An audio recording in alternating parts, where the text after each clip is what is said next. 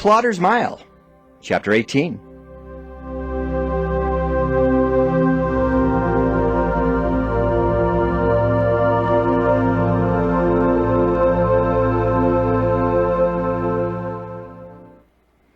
John Graham sat enjoying the stir-fry at his favorite Chinese buffet. The large grill was operated by a guy guiding 2 sticks back and forth across the shrimp, vegetables, and garlic sauces selected by the patron. And then the food was deftly slid sideways into a bowl, steaming hot and succulent. It was great to have all you could eat with so many different choices. They rarely went home less than stuffed. The only regret John had was that there would be no leftovers for later tonight. Reba was looking at John with her head tilted sideways. "What?" said John. "Why are you looking at me like that?" "I'm just trying to figure out what's going on with you, that's all," she said mysteriously, wondering what the cause for the good mood was. "Can't a guy just be in a good mood, for Pete's sake? You'd think I was an axe murderer or something," said John, carefully poking the mushrooms with his fork and rolling them in the garlic sauce. "Don't you think it's strange that shrimp start out gray and when you cook them they turn pink?" "Don't change the subject, Mr. Graham. I'm not one of your students who can be entertained by switching to a tangent." "I'm not trying to change the subject," John objected. "Can't a guy wonder why steak turns from pink to brown and shrimp turns from gray to pink? I could be on to the greatest gastronomic discovery in the history of the culinary arts." Reba just snorted. "You are so full of it, your eyes are brown," she said, wagging her head. "I guess you'll tell me as soon as you're ready. But we better not be pregnant again because the kids are all grown up." Now it was John's turn to be surprised, and he almost choked, but then he remembered Reba had recently had a hysterectomy, so she wasn't announcing anything. She was just trying to get him to play his hand.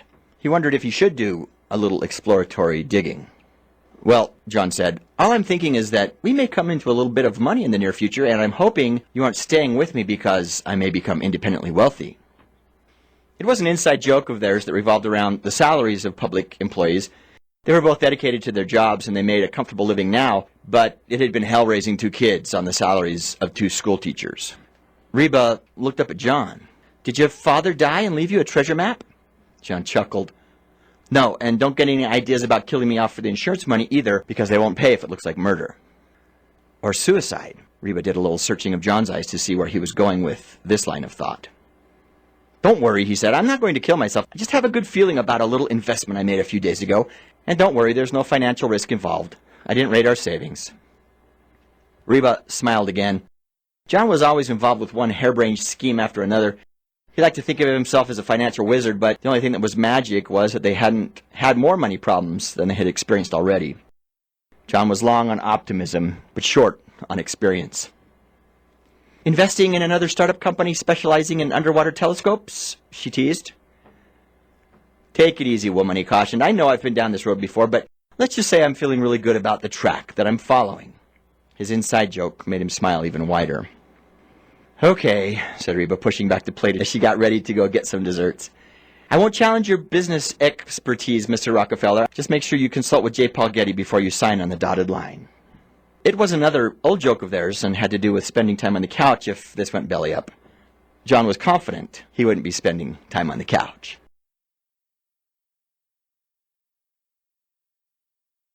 Ray jumped into the pickup and headed back to the main road.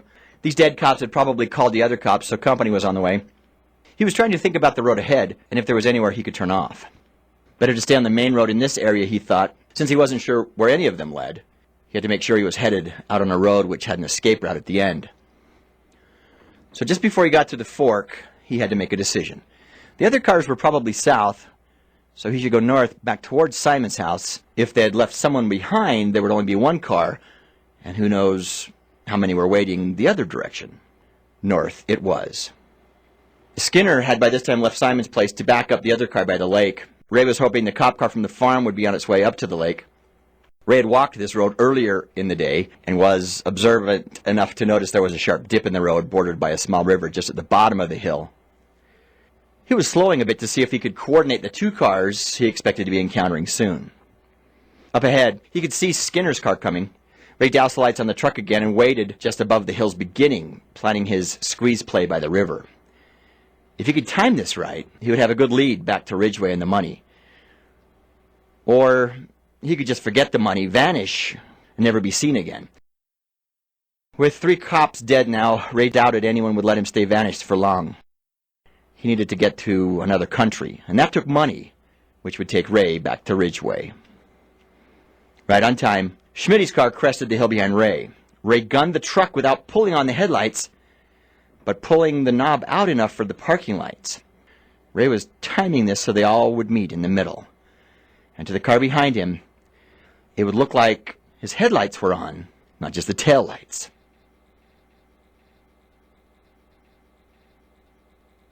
Schmidt couldn't be sure this was the right truck with the dust flying behind it, so he was content to go slow until there was a place to overtake and pull the truck over. Nevertheless, with the lights on the top of the sedan flashing, the truck should have pulled over even if it was the wrong one. Maybe the driver was just looking for a place too, thought Schmidt. Then the truck ahead of him sped up. Schmidt could see Skinner's car ahead, and it seemed to be coming toward the hill fast. Perhaps Skinner hadn't seen the truck yet. As the three vehicles reached the bottom of the hill, Ray pulled on the headlights and swerved sideways, crushing on his brakes. Skinner turned toward the river, as did Smitty, and the two cars met head-on in the midst of the stream. The horn on one began to whine, and steam from both engines rose from the river. Ray stopped to look for just long enough to make sure both cars were out of commission. That was almost too easy, he muttered to himself. I guess there are advantages to walking every once in a while. Ray didn't think he would be stopping to thank Simon for the guided tour earlier in the day. Schmidt hopped out of the squad car and tried to hurry to the bank of the river, but got caught in the mud, and by the time he was on the dirt road, the truck was vanishing into the darkness. Skinner, get car 3 on the box. Looks like we all need a ride back. And get Greg Jones and Ridgeway on the phone. Tell him to expect company. Simon was sitting on his porch, rocking back and forth, enjoying the crisp night air, smoking a pipe. He thought about what to do about his truck. Call the insurance company, probably, even though he didn't have insurance to replace the truck, just cover collision. When a truck gets stolen, Simon mused to himself, that's not collision, that's a loss, and that's what insurance is for, to cover your losses. He turned the words over in his head. He would say it just that way to the insurance guy tomorrow. There was a noise from an engine just up the road, and it only took a few moments for Simon to recognize his own truck. Not enough time to go get the gun, but just enough to get out of the rocker and step off the porch.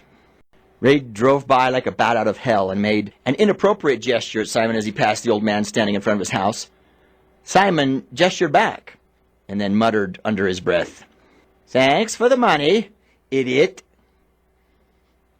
He went into the house and called up Joe.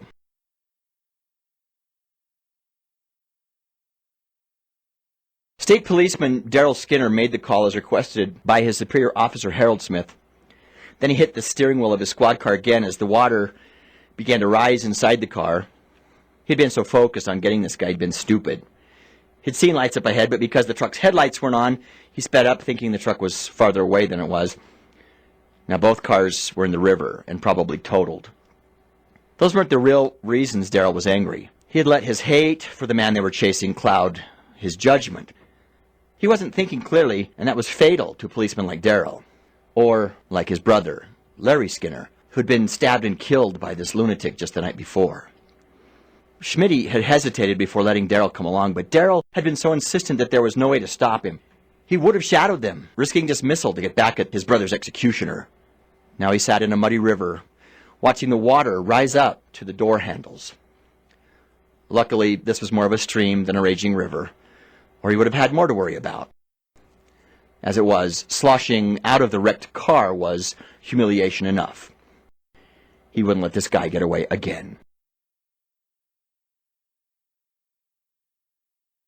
John and Reba were heading back home, which was just a few blocks from the restaurant, one of only 3 in the town. Most of the local restaurant business was tourists passing through, since there was no way the local population could keep 3 establishments open. It was only a minute or two, and they were home.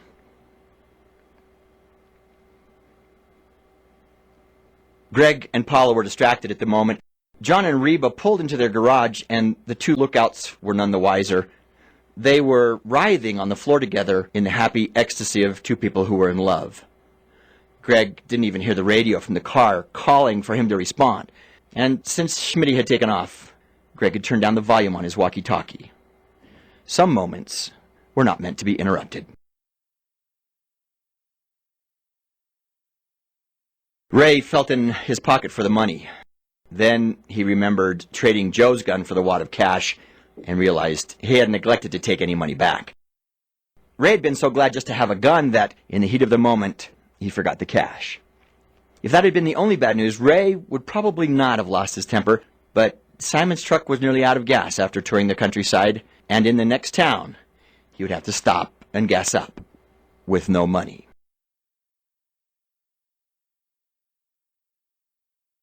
Greg and Paula were now sitting up looking at John Graham's house again. When they saw the lights on in the house, Greg said, "They must be home. I can't believe I didn't see them come back." Paula looked towards Greg. It was nice for a moment to be such a great distraction. Now you're saying you're not glad to be distracted? Greg smiled.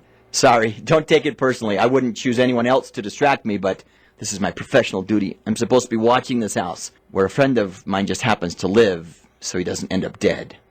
Paula looked back toward the house. "Looks to me like everyone is alive and well," she said. "But I'll try to be less of a distraction." "Impossible," said Greg, correctly reading the moment and pulling her toward him, kissed her long and hard. "I may never be able to concentrate again," he said.